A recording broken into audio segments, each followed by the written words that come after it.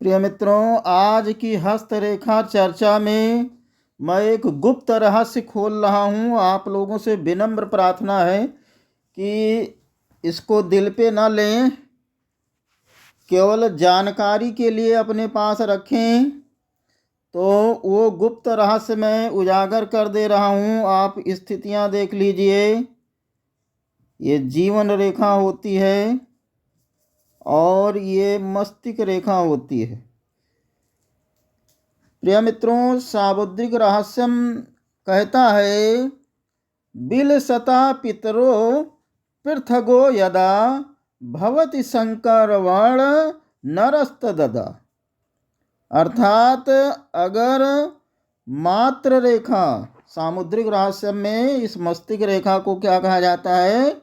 मात्र रेखा कहा जाता है। और इस जीवन रेखा को पित्त रेखा से संबोधित किया जाता है। तो सामुद्रिक रहस्य कहता है कि अगर ये आपस में मिली हुई नहीं है तो क्या कहता है?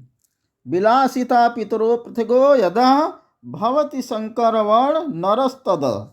कहने का मतलब, अगर ये दोनों रेखाएं आपस में मिली नहीं हैं तो वो व्यक्ति जो है वर्ण संकर होता है, उसकी पेवर्टी में शंका होती है।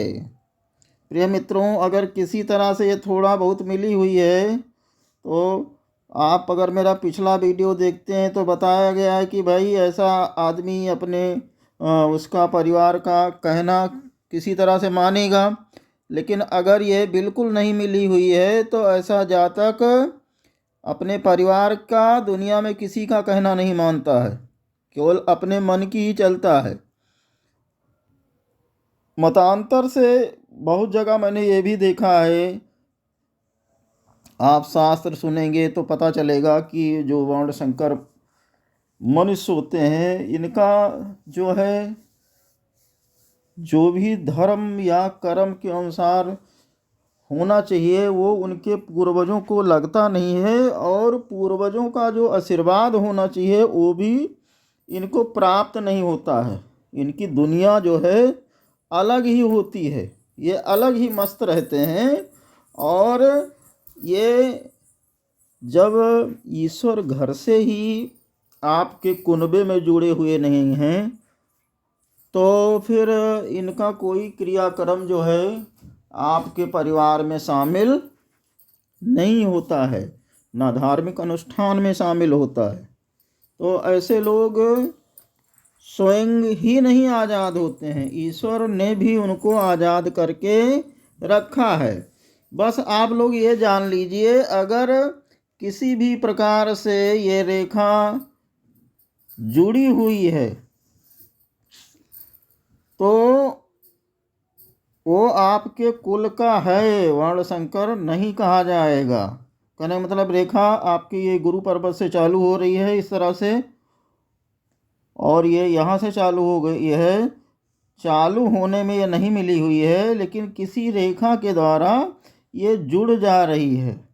तो अगर किसी भी रेखा के द्वारा जुड़ी हुई है तो आप विश्वास पूर्वक उसको वर्ण संकर नहीं कह सकते हैं।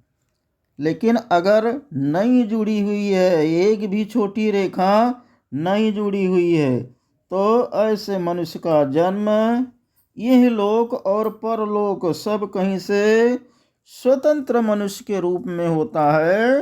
वो उसके कुल का, जिस कुल में वो पैदा हुआ है उस कुल का है, ये कहने में संदेह होता है। मैं एक बार फिर प्रार्थना करूंगा आपसे कि आप इस ज्ञान को अन्यथा ना लें। बस इतना जानें कि जातक अगर ऐसा है तो वो आपकी परंपरा को मानेगा नहीं, आपकी सुनेगा नहीं।